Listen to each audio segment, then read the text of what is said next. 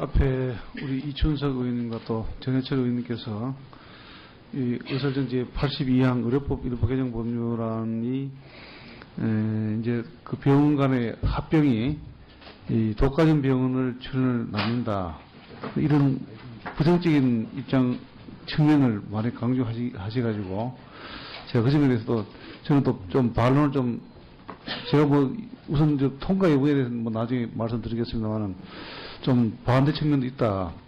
이 장관님께서 말씀하신 대로 병원 경영이 어려워서 다 죽어가는 병원을 좀 경영이 나은 병원이 좀 인수해서 좀 살리는, 그 죽어가는 병원 살리기 법안의 측면이 좀 더 있다, 이런 거 아니겠습니까?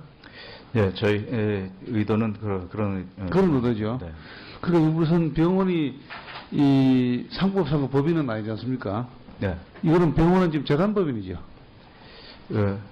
재단법인은 아니고 의료법인. 의료법인인데 네. 거의 뭐 아마 우선 상법상 법인하고 전혀 관계 거래 멀고 재단법인이 더 가깝죠, 성격이. 좀 그렇지 않습니까? 예, 뭐 그렇게 볼 수 있겠습니다. 네. 그래서 이걸 병원 시설을 함부로 매각할 수 있습니까? 물론 뭐 예외적으로 있겠지만은 절차가 까다로운 걸 알고 있는데. 현재는 이제 매각을 할 수는 없는 상태고요. 병원 시설을요? 예, 이거 아마도 좀 우려하시는 게 이런 게 되면은 음성적으로 그런 일이 생기지 않을까, 이런 걸 우려하시는 분들. 그러니까 이 병원 사실은 개정 법안이 좋은 취지인데 자꾸 이렇게 부정적인 측면이 부각되는 참 그 안타까운 것을 좀 보게 됩니다. 이것은 좀 병원이 너무 어느 좀 지역 병원이 도저히 독자 경영은 어려워서 좀 형편이 나온 병원이 좀 인수해서 좀 지원도 좀 하면서 그 지역의 어떤 그런 의료 서비스를 좀 보강하는 이런 측면이 있는데도 자꾸 이렇게 무슨 독점 병원이 생긴다든지 무슨 뭐 의료 뭐 영리화를 한다든지 이렇게 자꾸 강조하는 것은 좀 안타깝다, 이런 생각이 듭니다.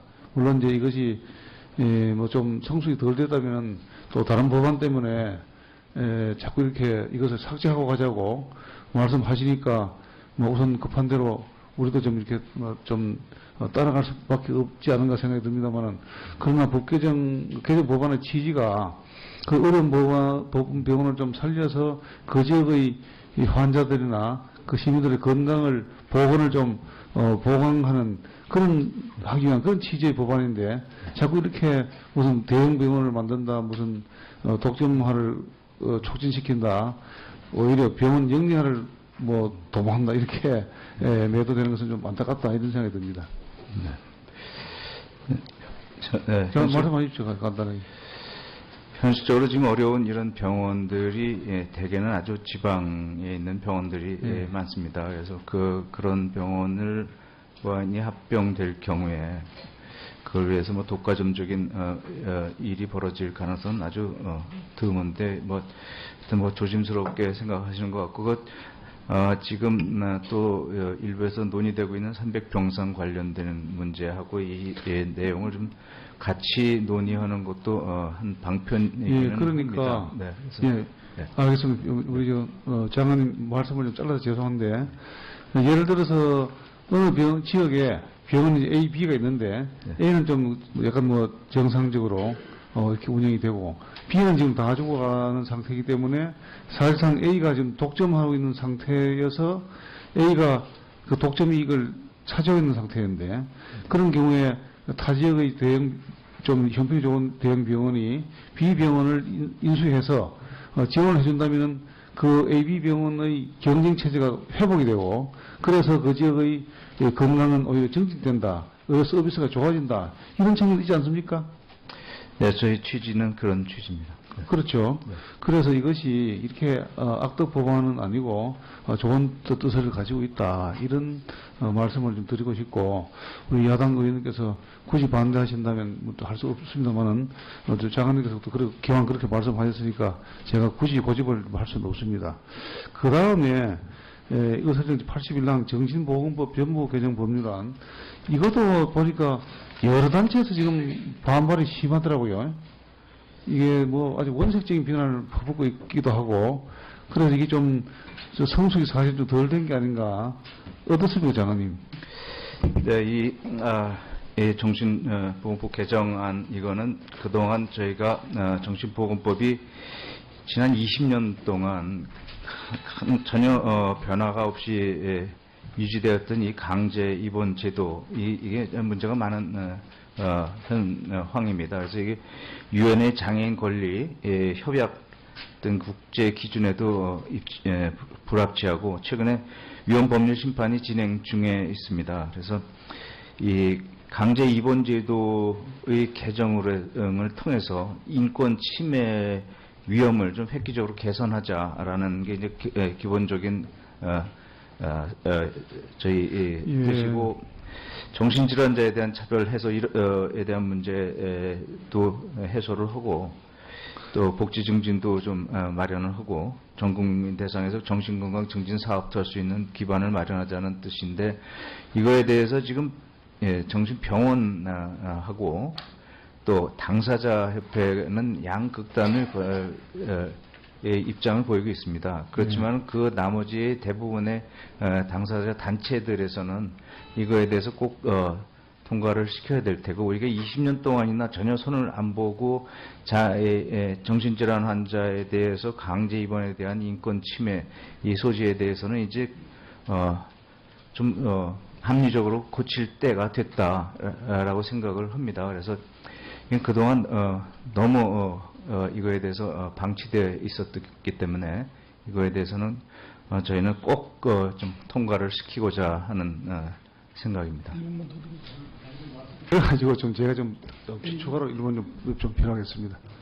장관께서 답변은 잘 하셔가지고 제 시간이 좀 모자라서.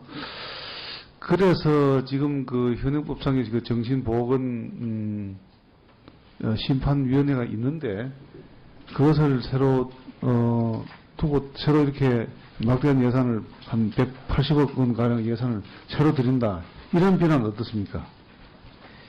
이런 예산이 좀 추가로 드는 부분에 대해서 뭐 기재부에서는 저희가 기재부하고 또 이거 이제 법원 행정처하고 다 협의를 해서 다 아무 문제 없이 합의를 다 봤습니다.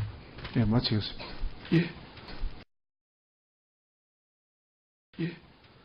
잠깐만요. 정리를 좀 하겠습니다. 지금 82항에 대해서 의견을 좀 말씀해 주십시오. 아까 합병의 부분을 제외한 부분에 대해서는 야당 의원님들은 그 전제하에 가결에 동의하신 거고, 김민태 의원님은 원안대로 하길 바라고. 자, 이 부분을 정리를 하죠. 이게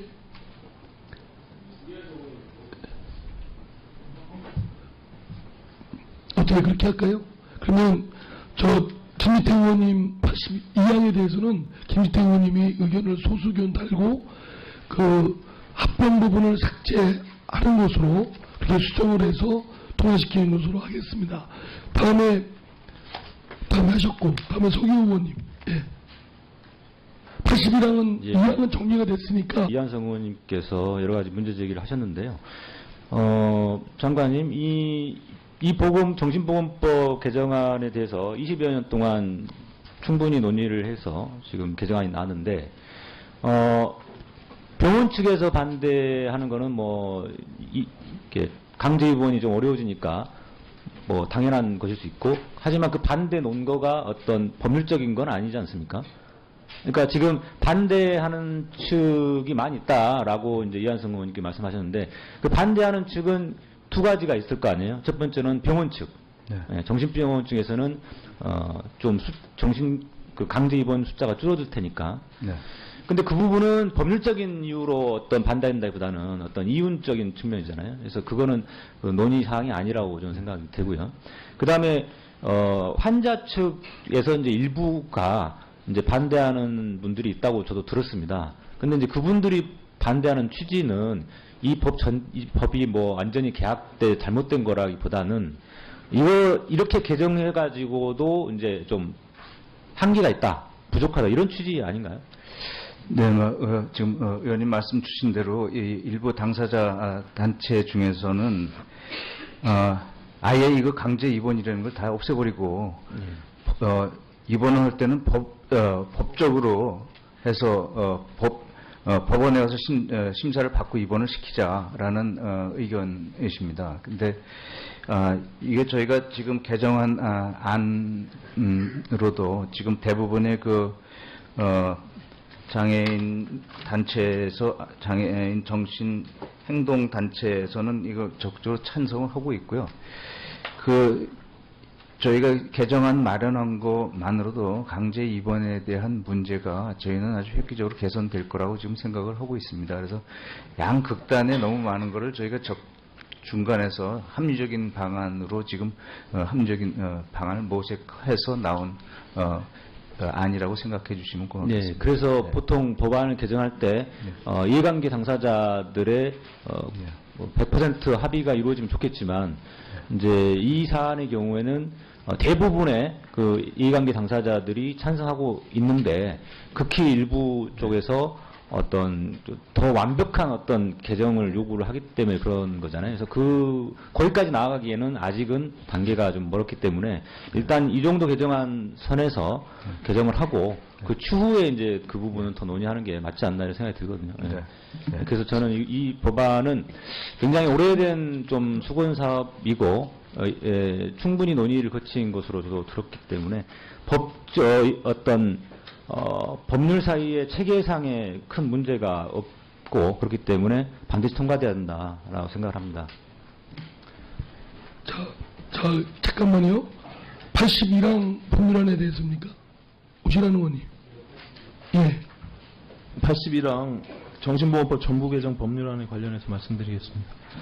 존경하는 서기 의원님 말씀하신 대로 20여 년이 지난 지금 강제 입퇴원 관련한 내용들을 좀 제도 개선해서 하는 취지나 이런 내용들은 굉장히 좋게 생각을 합니다. 하지만 그럼에도 불구하고 개선되지 못했고 시각의 차이가 분명히 있는 것은 사실인 것 같아요. 그리고 일단은 특히 그 3조 1호의 1항에 나와 있는 정신질환자의 정의와 관련해서 그것을 대폭적으로 바꾼 상황 속에서 결과적으로 지금 병원에 입원돼 있는 환자가 8만 명 정도라고 하죠. 네. 예, 그 속에서 이렇게 법을 개정하게 되면 바깥으로 나올 수 있는 사람들이 어느 정도라고 보세요? 지금 강제 입원 환자 수로 보면 한 8만 2천 명 정도 되는데요. 저희가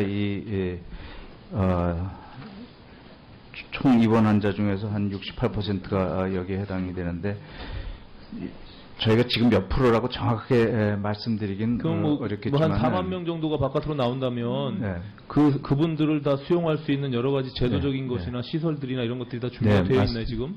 예, 지금 말씀 주신 대로 그것도 사실은 큰 문제이기 때문에 그 안을 저희가 또 그 방안을 지금 고심 중에 있습니다. 그리고 또 한 가지는 이제 뭐 여러 가지 입법 정책적 측면은 이제 복지위에서 잘 다뤘겠지만 지금 중앙지방법원에서 14년도 위헌법률 심판제청 그 결정문 관련한 내용들을 보면 굉장히 많은 내용들이 인권 침해적 소지들이 있어서 그 판결이 난 거 아니겠습니까? 그것을 지금 여기 내용에 지금 많이 담았다라고 보시는 거죠? 네, 그렇습니다. 그럼에도 불구하고 지금 뭐 언론을 통해서도 그렇고 일부 단체에서 경찰이 요청에 의해서 입원이 가능한 이런 부분들은 굉장히 독소조항으로 결과적으로 자기결정권들에 대한 침해다 이렇게 보고 있거든요. 그 부분에 대해서 어떻게 생각하세요? 그 문제는 아마도 오해가 있었던 거로 생각이 됩니다. 경찰의 행정 입원 요청은 지금하고 이 절차는 똑같습니다. 똑같이 이제 경찰이 정신질환에 대해서 타해를 줄 수 있는 사람이 발견될 경우에 이런 경우에 이제 경찰관들이 정신과 전문의나 보건 전문 요원들한테 행정 입원을 시켜줄 걸 요청을 하면은 그다음에 이 정신과 전문의나 전문 요원들은 시군구청장께 입원에 대한 신청을 하고 그럼 시군구청장은 다시 전문의에게 진단을 받아서 거기서 입원이 필요하다 할 경우에는 이제 2주간 진단을 받아서 우리가 이번에 바뀐 법 강제 입원의 규정에 따라서 2주간 입원을 하고 또 입원 적정성 평가 또 받게 되는 이런 과정인데 그동안은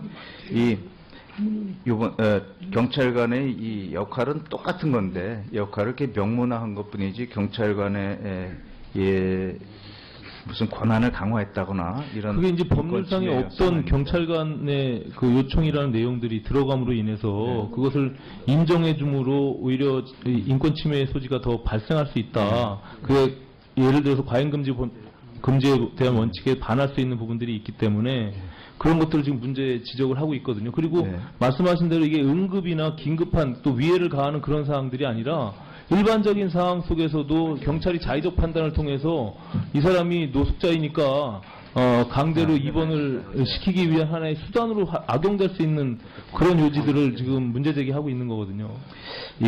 여기에는 그 문제는 그러니까 지금 의원님께서 말씀 주신 대로 이건 위기한 긴박한 사항에 한해서 경찰이 관여를 하는 겁니다. 그래서 다른 사람에게 해를 끼칠 위험이 아주 다분히 있다고 의심되는 경우에 그런 것이 발견된 경우에 경찰이 이거를 근데 이 경찰 말고는 또 이것을 관여해서 조정을 해줄 사람이 지금 없는 상황이기 때문에 그런 거지 인권 침해 위험은 없는 거고 그 요청을 하더라도 지금 말씀드린 대로 3단계를 거쳐야 되기 때문에 그거는 그렇게 걱정하실 건 아니라고 생각을 합니다. 근데 이게 최초에 이제 정신보건법에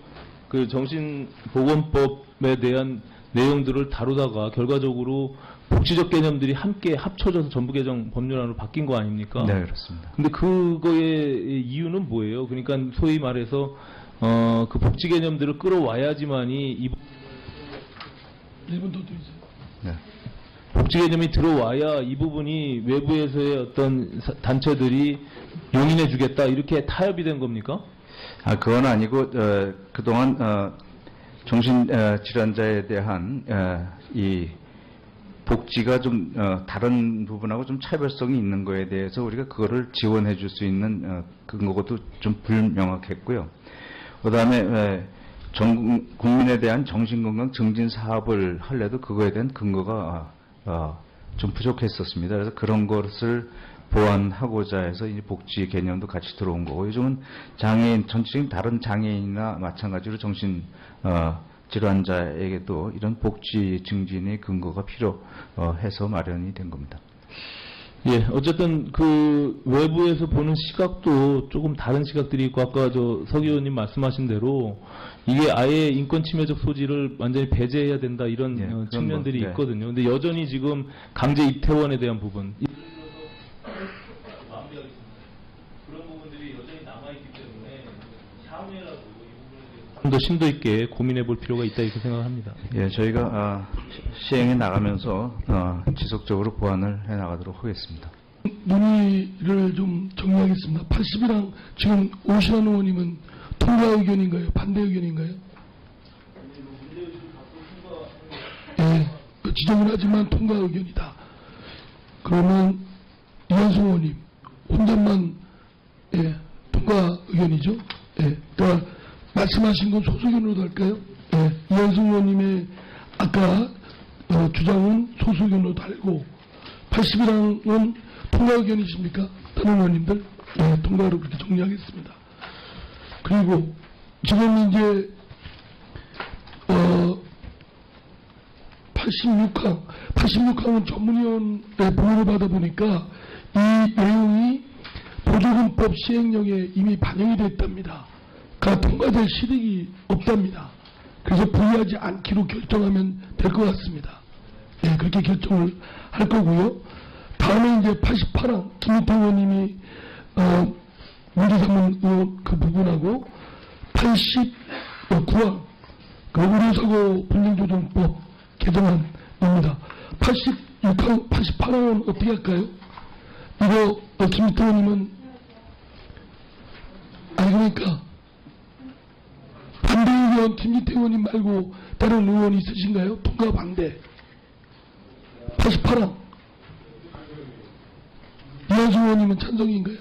문제가 좀 있어 보이는데. 네. 예, 좀 문제가 좀 있어요. 그러니까 통과 찬성 반대. 반대. 통과 반대입니까? 오시환 의원님.